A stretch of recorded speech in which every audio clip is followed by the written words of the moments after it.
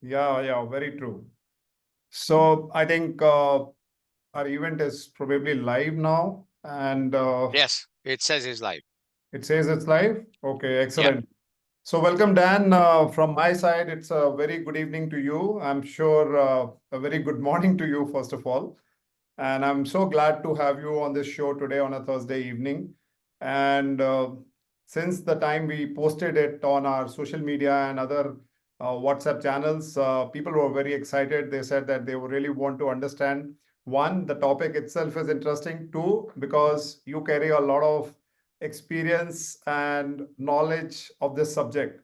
So before we go into the topic and making it more exciting, first, I want you to talk to the audience who are watching you live right now, who you are, where are you from, what do you do, so that they know you more better.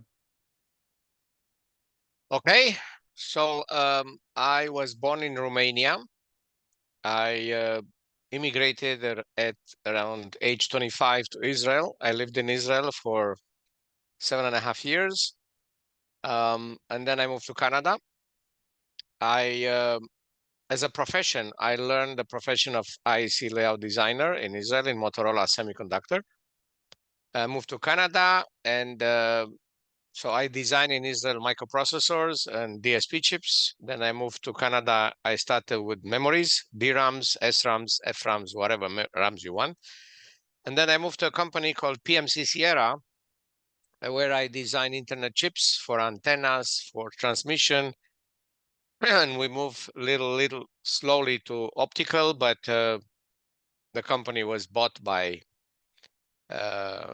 Microsemi and then Microchip. So today the company is called Microchip. After leaving the company, I tried to build service company in Canada. So I started Sunculp Semiconductor Canada branch. In this period, I grew the team from me, to 27.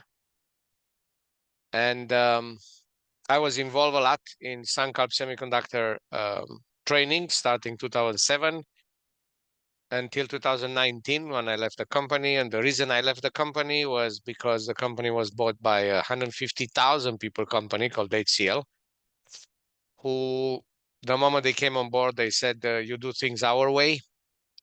And as you can see, the title of my book, I'm a little unorthodox. So our way was not acceptable. So I said, I'm sorry, let's split in a good terms. So we split, and then I started to write my books.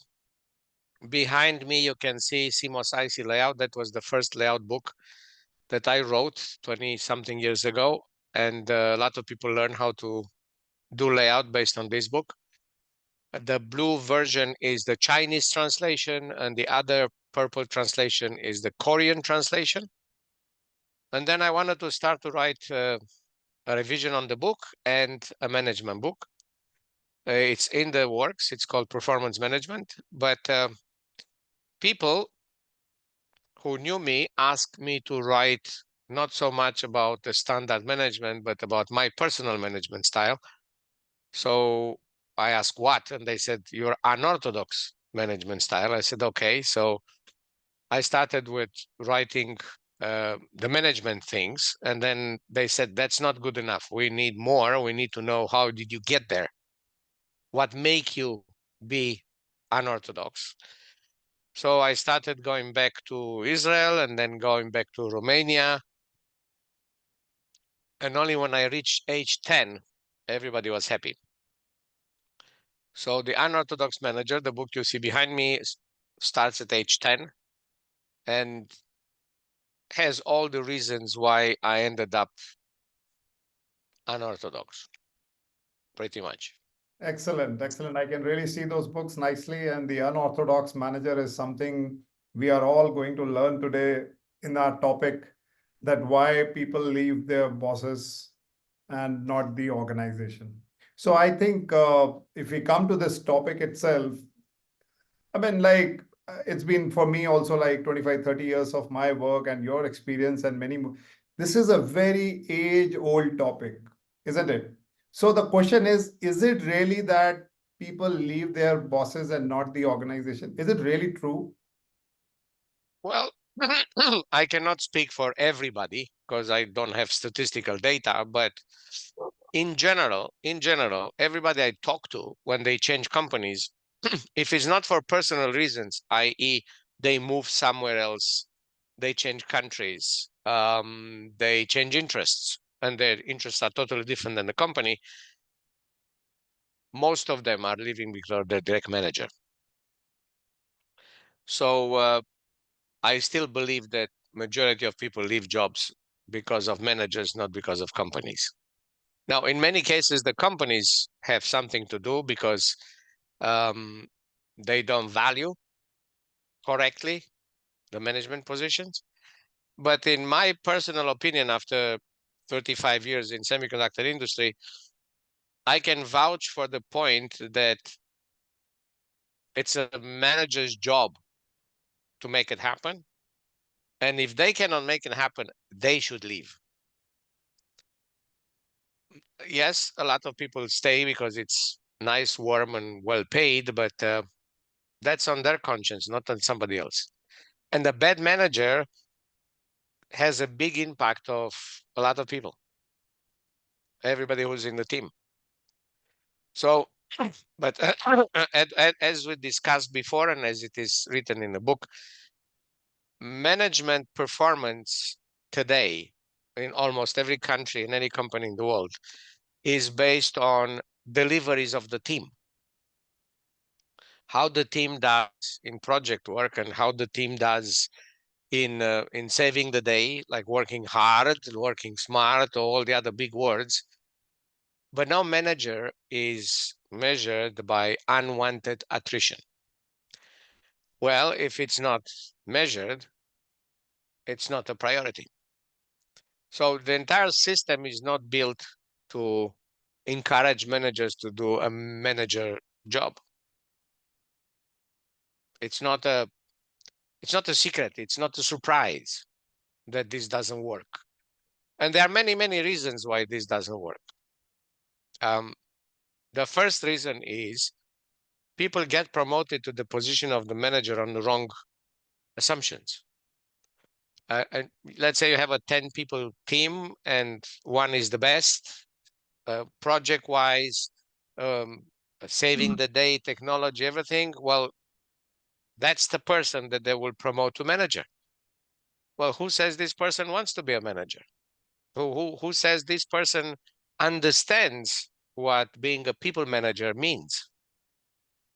Because like in any other job, the person who's trying to promote them is coming with a very nice picture of what are the perks of being a manager, all the good stuff.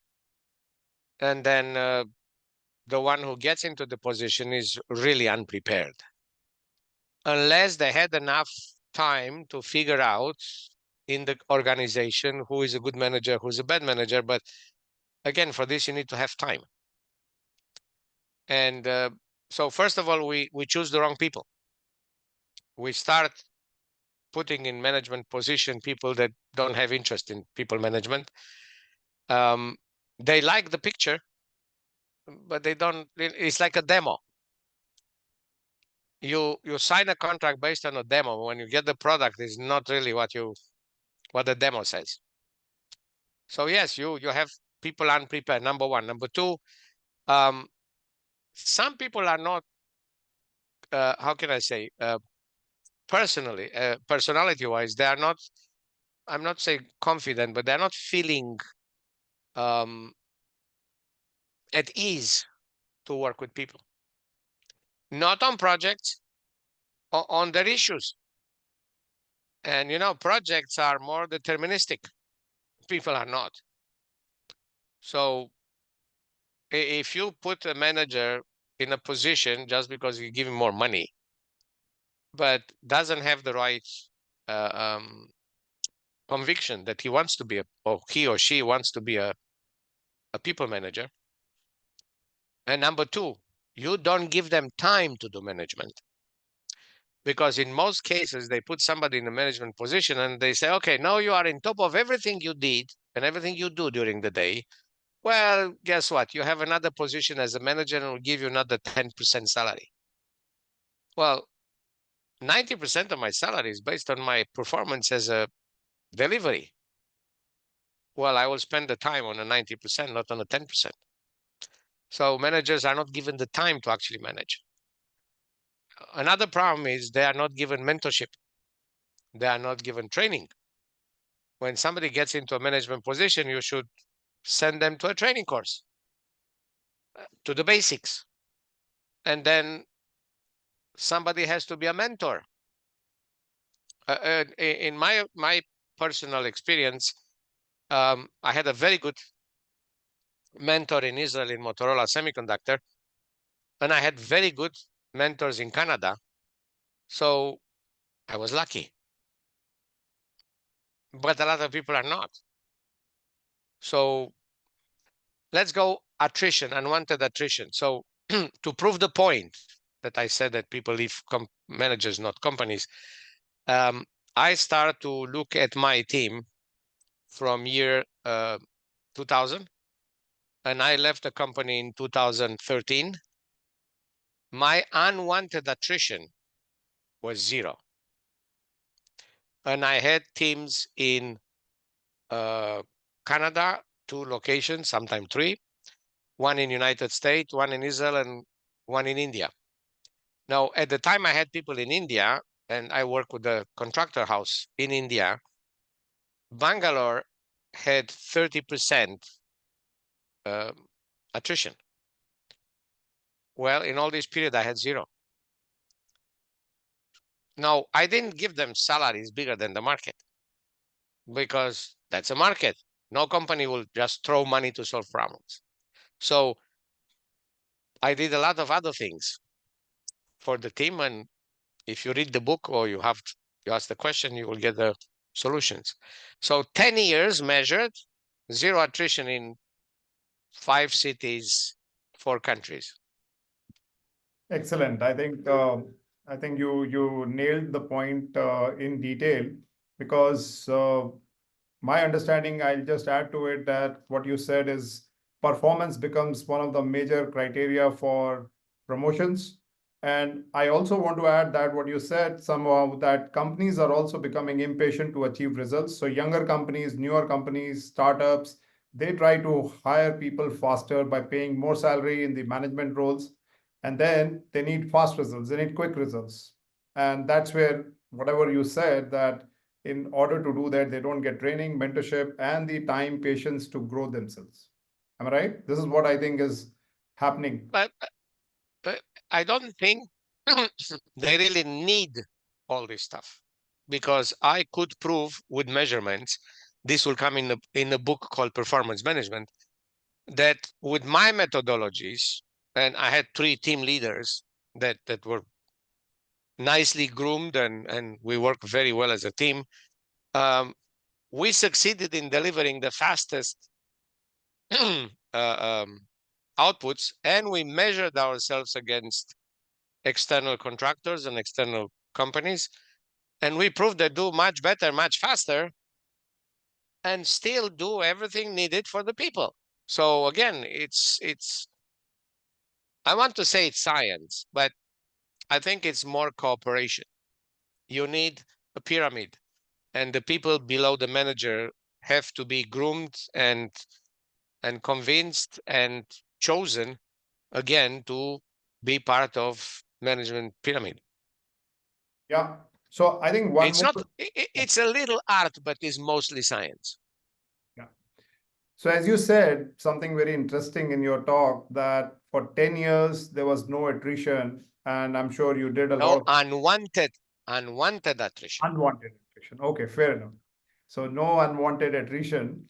So that brings me to my next question. So obviously the manager is playing a very important role in defining and taking the team to the next level. Tell me something about who are like good managers and who are bad managers. What are the typical qualities of each of them, so that our audience can also learn something and introspect? Well, first of all, a good manager is somebody who wanted to be a manager before somebody proposed them to be a manager, i.e., is their personal wish, personal life, career move to manage people. So that already give you what it's called in performance, the 1% talent. Then these people will be promoted to a manager, and I would like the idea of being 6 months temporary manager to see if and how you adapt to the new job and the new responsibilities, and how you see the team and how team sees you, to get the feedback. Am I the right person for the job? Because, you know, I had in my life people who wanted to be managers, and we reviewed together their performance, and I tried to convince them they are not management material. And they said, no, I am management material because that's what I dream. Okay, I dream to be a cosmonaut, but I cannot be a cosmonaut because physically I'm not fit. Forget about the intelligence and everything else. So I discouraged them to be promoted. I was their boss, actually. And they left. And I said, well, I will help you go somewhere else where you think they will promote you without knowing you that well. And they did, and they got promoted. And 6 months later, they asked to be demoted. So I think you need to see through the people, to see who are the right candidates. The next important thing is communication. It's not that you know how to communicate everything, but people trust you to tell you their problems. Not understanding technology, not understanding tools, not understanding flow, not understanding the company, and you helping them. Nobody's perfect. Otherwise, we'll have only superstars in the world. But the superstars don't want to do the trivial jobs. Every team requires soldiers, not only officers. So you need to have a different level of, I don't want to say understanding, but support based on each individual personality. So it's much more difficult to deal with 20 people in, I had 32 at one point, but we were divided in 3 team leaders. So I had to deal only with 3 people at one point. But we had all religions of the world. So the first thing you have to do as a manager is ensure that work-related activities are covered.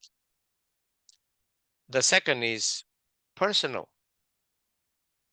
And due to this stupidity, because I cannot call it something else, of politically correctness, we are not asking questions that we should be asking.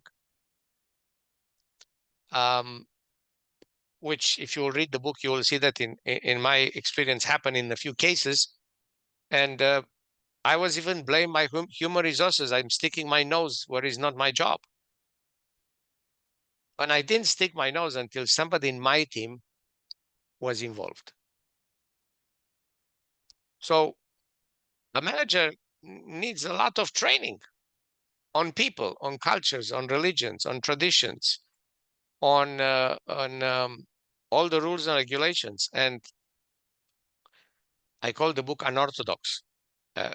If you read the book, you'll see why. But you cannot be breaking the rules until you don't know all the rules. And you know in each rule how much you can stretch a breakage. So you need to, it's like a lawyer. You need to know the laws to know how to play in between and poke holes and do stuff. Otherwise, you cannot be a good manager. And again, companies have policies. A corporate has policies for the entire corporation. But I don't think people in India or people in Germany or people in the United States have the same values, the same problems, personal life problems.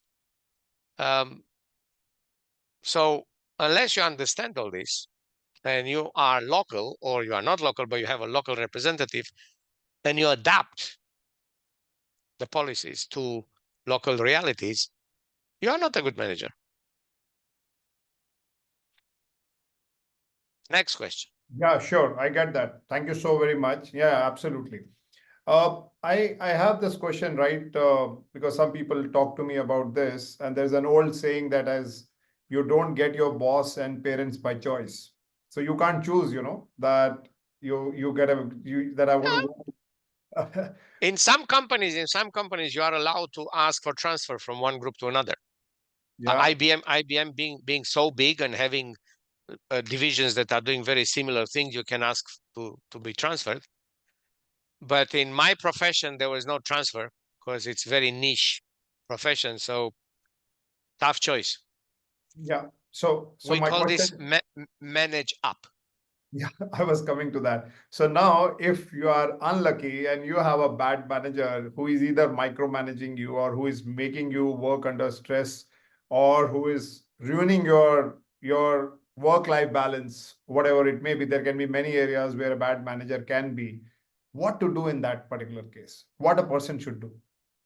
So first of all, we go back to the rules. You have to know the rules. For example, again, in the book, the company, one of the VPs made a wrong decision on a project, and then they said, okay, starting tomorrow, your team start to work overtime. It was my boss. And I said, no.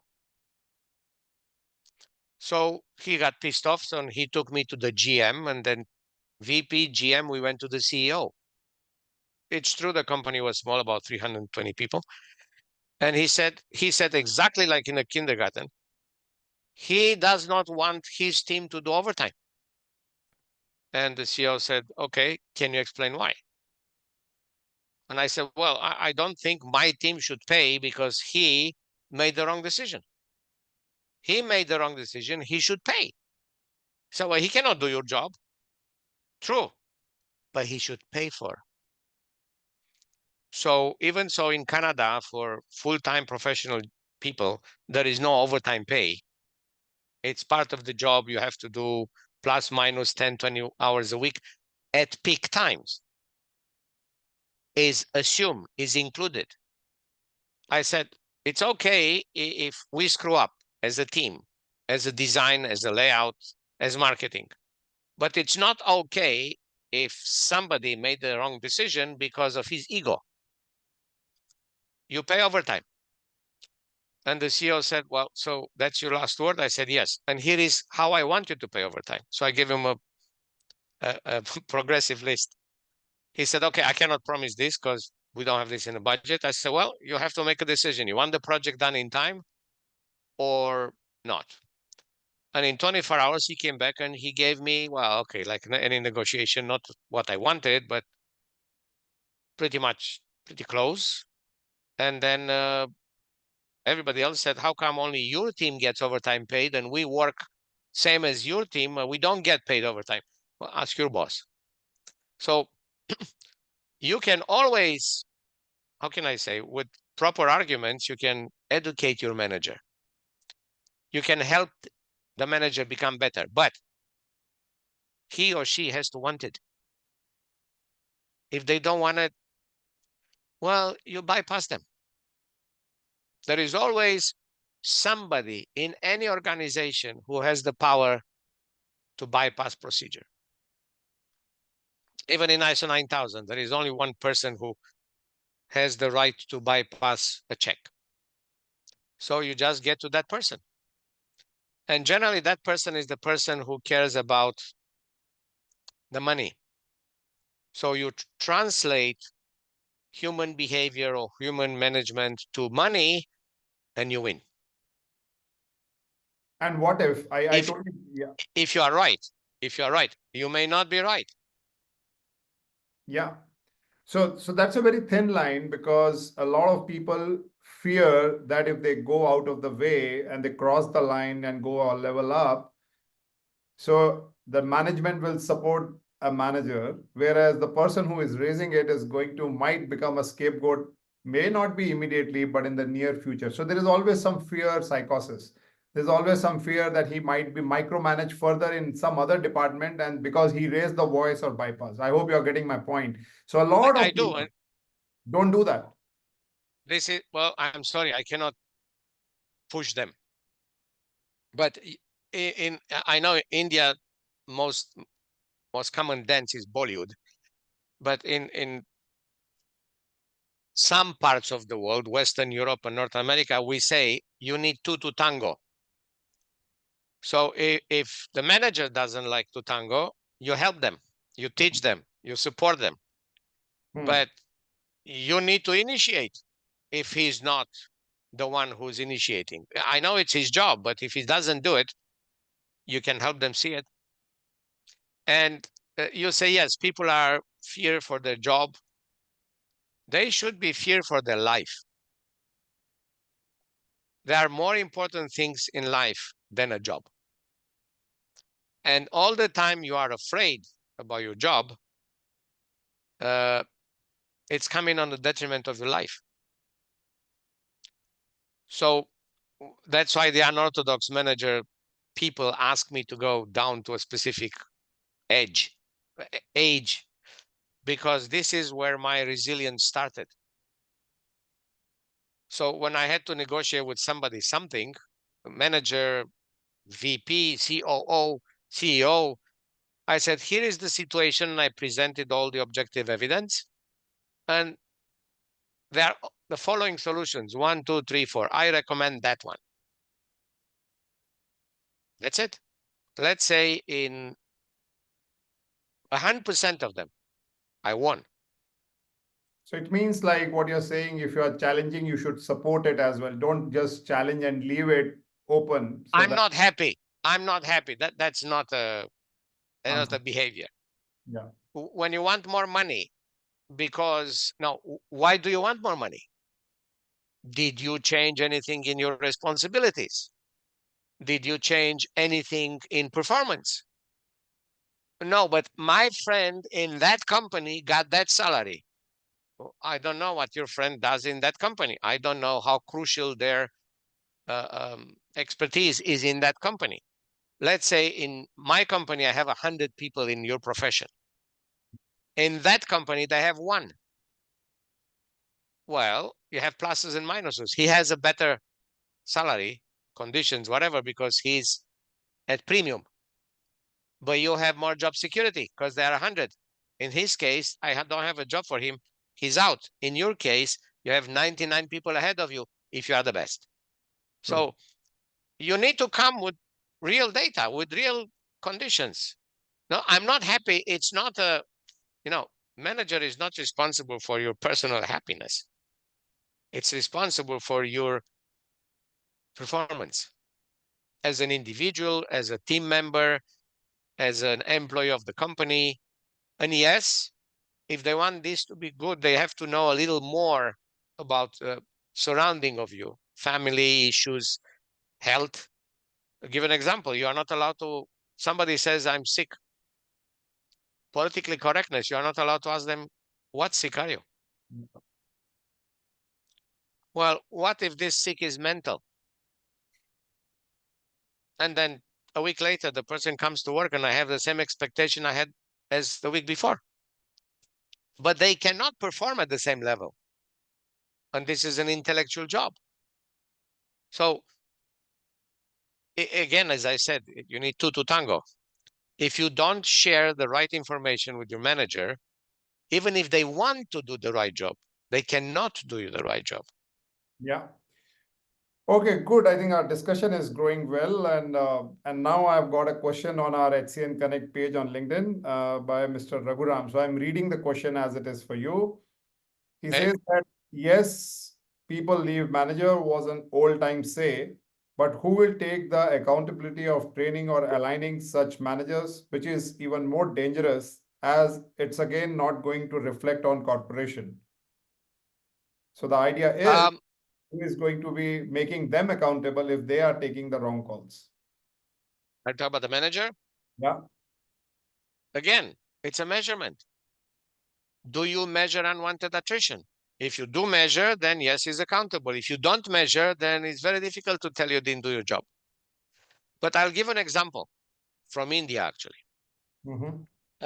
I work with a company. I cannot tell you the name. So I will tell you all the time the name of companies if it's positive. If it's negative, I will not tell you the name of a company. Same as in the book. So um, I work with a company, and one of the guys was super technical, dedicated, good willing, good everything you want, like good intentions. Had a 10 people team, and 3 of them left in 3 months.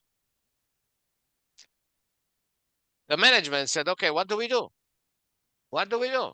I said, well, you have to tell him he sucks at management. Well, we cannot tell him that because he's delivering. Again, we go to delivering. So in my next trip to India, I went and I talked to him. So I did not say you suck. I asked him, do you want to be a manager? Do you like to be a manager? Are you stressed to be a manager? Are you not stressed to be a manager? Do you enjoy being a manager? And he by himself said, I'm sorry, I don't feel very confident that my decisions with people are right or wrong. In many cases, I'm too rough. I'm too schedule oriented. I said, okay, but if in a team of 10, 3 leave at the same time, whose fault do you think is it? And being a very, very logical guy, he sat for a few minutes and he said, I think it's my fault. Okay, so now we can work on it, right? I said, why don't you move from this position to a position where what makes you happy, what makes you driven, like schedules and projects, project management, will be more in line with your personality. Because it doesn't matter what you teach somebody, they will go towards their comfort level. And if his comfort is numbers and the numbers have to match, that's not people management. People have a good day, people have a bad day. So he was moved, but on his request, not the management request, to a job that involved numbers and quality system, and somebody else was in charge of the team.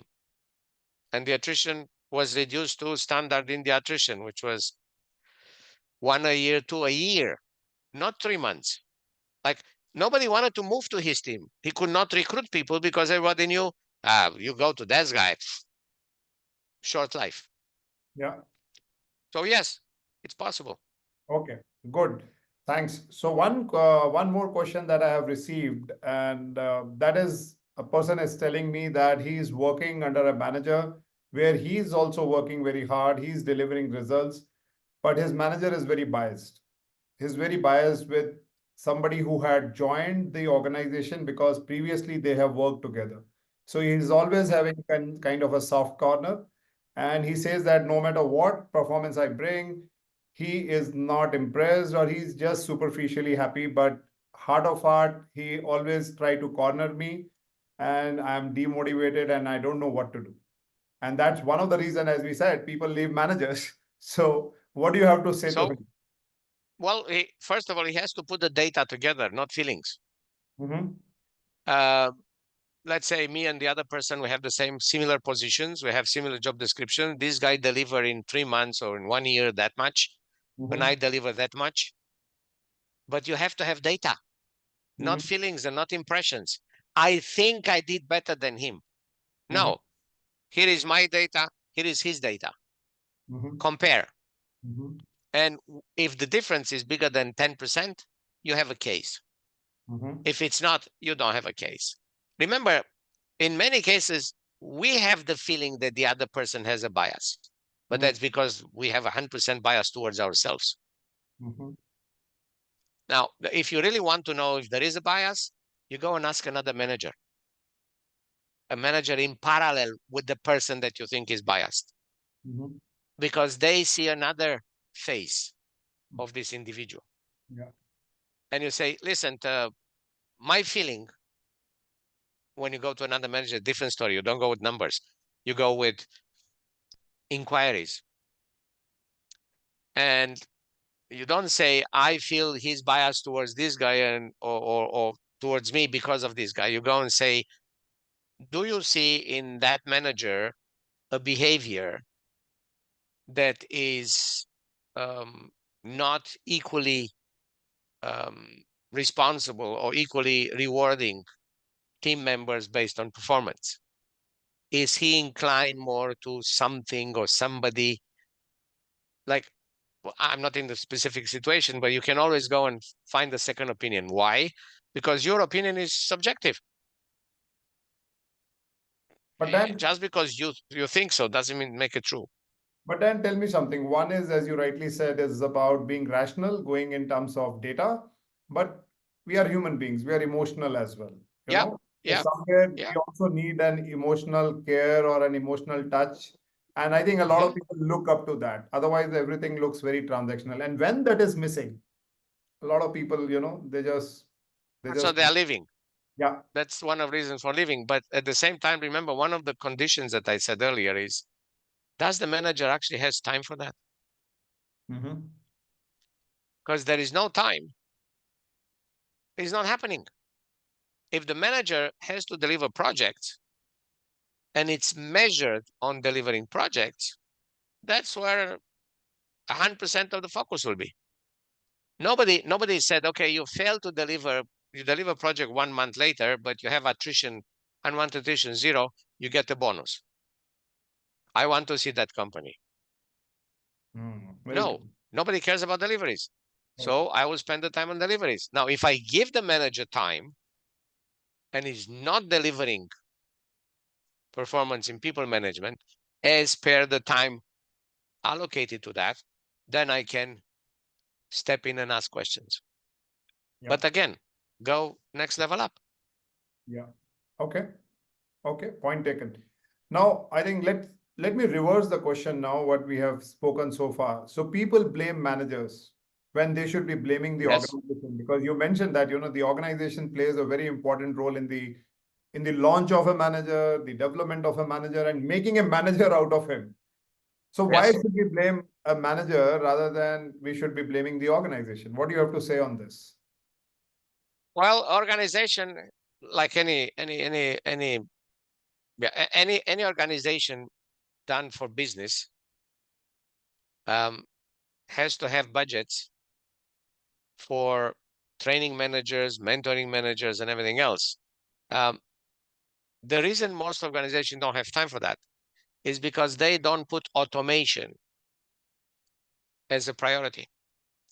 Because any team, doesn't matter what they do, if they automate what they do, automatically some people will have additional free time. Then this free time, instead of being used for projects, can be used for people. But there is no, again, it's not a philosophy. People don't use philosophical model for this. And this is a win-win situation, because if the teams start to be more efficient because they have automation, they by themselves start to have free time. They by themselves start to help each other, augmenting the absence of the top manager, or the fact that the top manager is in a different location. That's why I'm against all this new theory that working from home, especially for people who are not very strong personalities, and most against new grads, new people in the company. They don't even know who the team is. So we want to be appreciated. We want managers to feel us, to help us, but we want to be from home. Well, what is the social interaction? What is the coffee corner, the water cooler discussion, the going out together for lunches? All these things are missing. So you cannot complain, oh, how come he doesn't see that I'm down? Well, I don't think in Zoom you can see if somebody's down unless you are an expert, or unless I know you for a long time and today I can figure out that you are down. If you are a new hire, how do I know? Not only this, but in many cases, it's the job of an employee to help the manager see that another employee is in a bad situation.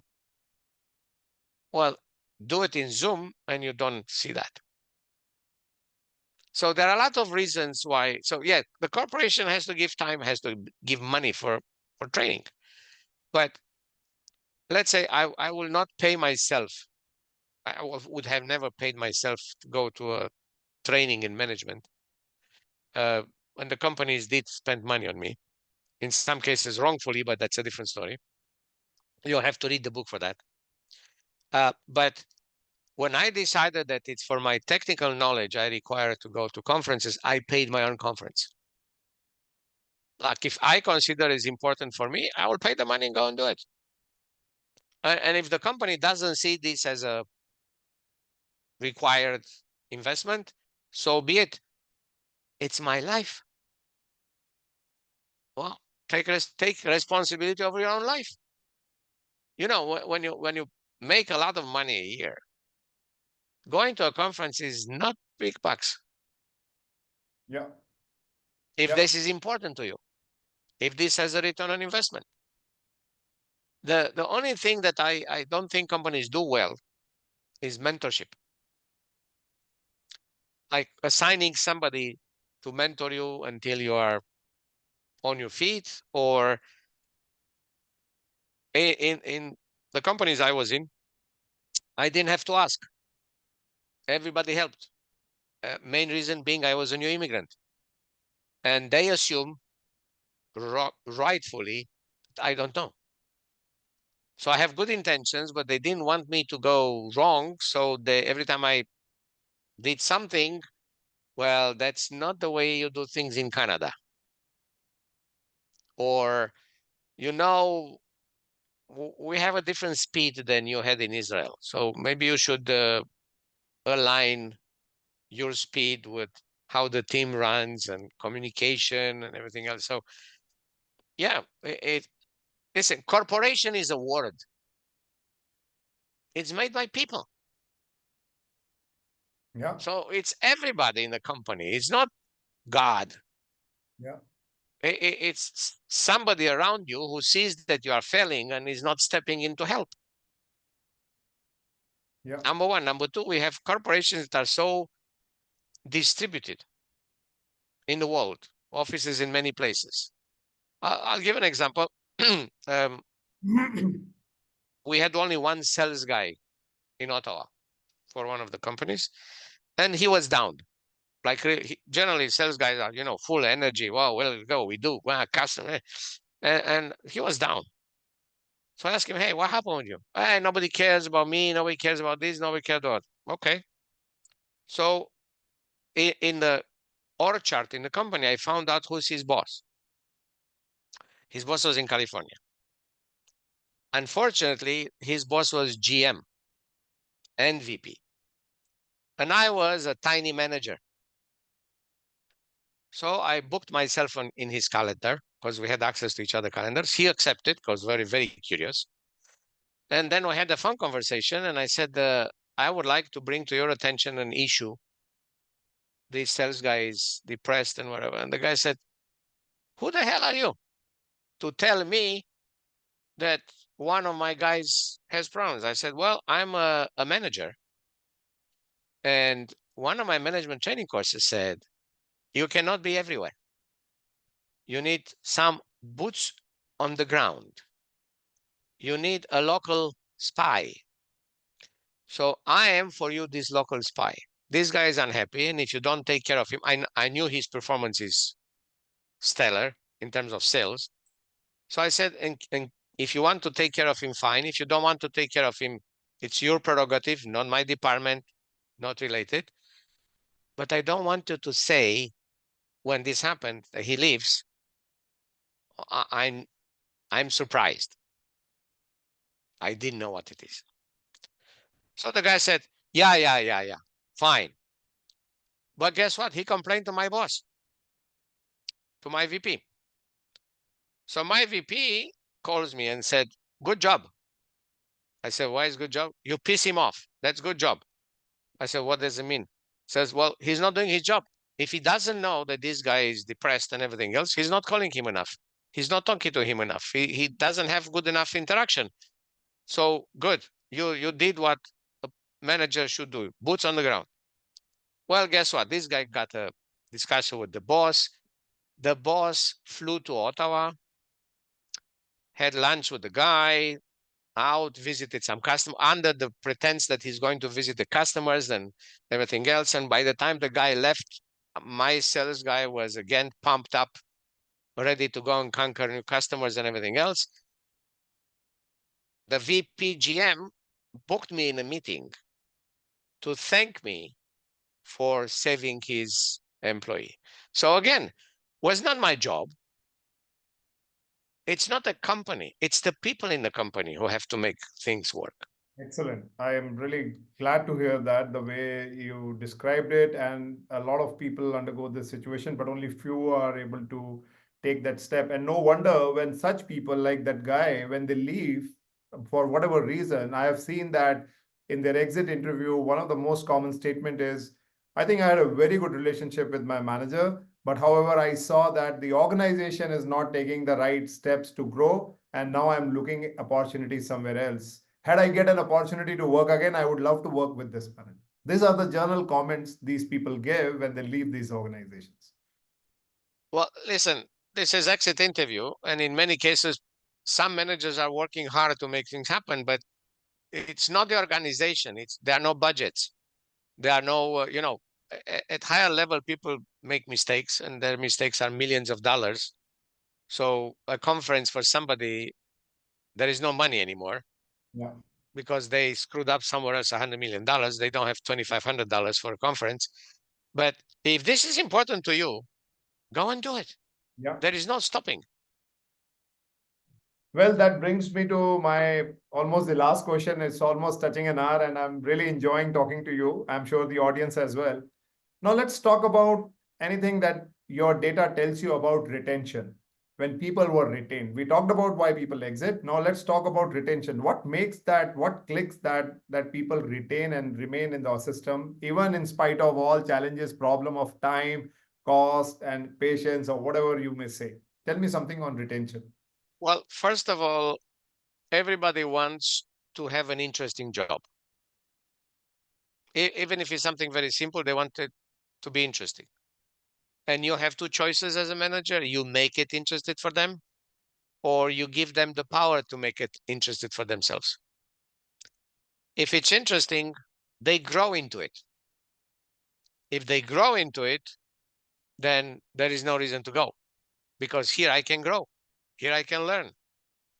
Number one. Number two, again, different countries, different cultures, and different individuals have different priorities.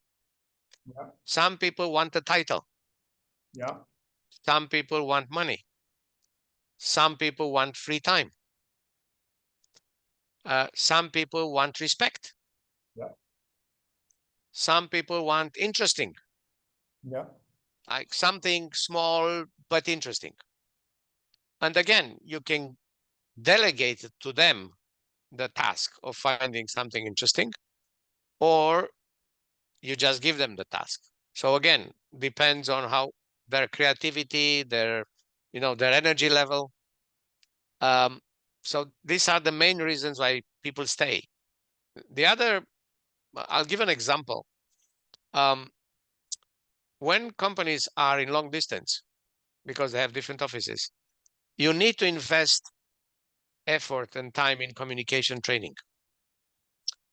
Toastmasters is one of the organizations that I consider good everywhere in the world.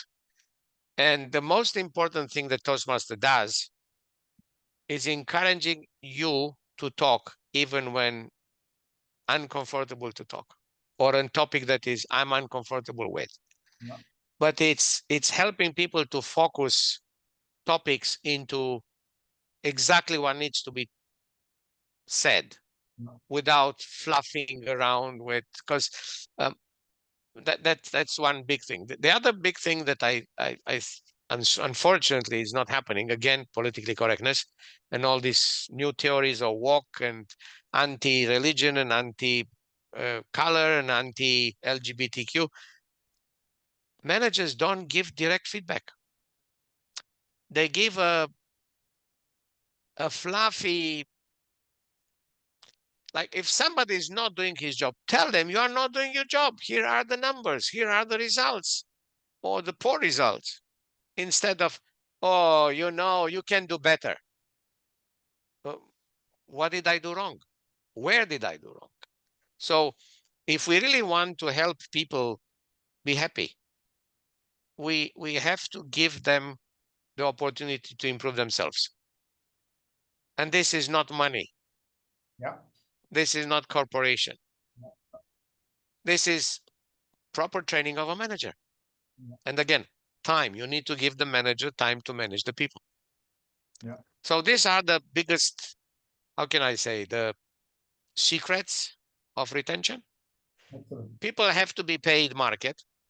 Yeah. If they're not paid market, then you have a problem. So it's your job to go and fight for them to be paid market. If they cannot be paid market, you have to figure out to give them something else. Yeah. Time off, conferences, training courses, internal training in things that they are interested in. So people need to see, what am I getting against money? Money Yeah. is not everything. Yeah. Money is not everything. Yeah. Yeah. Correct. Absolutely correct. Well, I can say then, I have not yet read the Unorthodox Manager, and but your thoughts are provoking me to go, and I hope it's available Read it. on Amazon. Yeah, It's on Amazon, it's on Kindle, it's on hardcover, it's in soft cover, and now it's translated to Romanian too. I cannot translate it to Hindi because I don't know the language. In Romanian was easy because it's my mother tongue, so I worked just beside the translators. But yeah, so I cannot help you there. That's definitely a book that China or Korea will not translate, that they're not interested in that things. But the next revision of the technical book is coming. wonderful. So I always believe, talking to people like you and who have done well in their field, and now they are transforming that in the form of a book or these kind of talk. It is as good as reading a book, but just like touching few pages. The more time we spend with you, the more time we read the book. That's how the wisdom will come out of your head and out of your heart. So I can only say that thank you so very much for giving all your time and attention. But still, before we leave, I want you to give one message to all the young and even I would say people who have reached the leadership roles and they are leading. Still, one message that you feel as a sum up message for all of them. If you don't enjoy managing people, if you don't go home after a day of managing people energized, just get out, because you create more pain to yourself and to others, and you are not doing a favor to anybody. Let somebody who wants to be there, who wants to do the job, and most important, who enjoys doing the job, to do the job. Because somebody who enjoys will learn, will get a mentor, will do everything possible to leave work happy, and see the next morning happy faces. Yes. People will wake up in the morning, Monday morning, happy to go to work. Not, oh man, again, I have to see this guy face, or this lady, she's always pissed off and all the other things. It's not for you. Go away. Do something else. Do projects. Do technology. It's available. Wonderful. Wonderful, wonderful, wonderful. I can only say that because that has a lot of message, lot of depth in it. And is the vice versa. If you are so good enjoying your job, people feel energized to come Monday morning even before you because they have lot to talk and lot to cheer about the work and they are excited for the whole week. And that's what managers can make the difference either way. So Dan, thank you so very much. I know it's a day warming up, and you have a long agenda already in hand. So thank you very much, and I assure you that we are recording this session and we are going to upload it on YouTube, and you will get the link so you can pass it on to others. And I would only say at this point to the audience who are listening this conversation, If you have any question, don't forget to post it. I will request Dan to reply you personally on your on LinkedIn, or if you reply or you write down your question on the YouTube channel, you will get a response from Dan directly, or I will ensure that he writes back to you. So Dan, once again, Okay. thank you so very much for all your time, for all your words and wisdom that has come out today. Thank you for having me. Yeah, thank you, and good night, at least from my end. Good night. Bye. Thanks.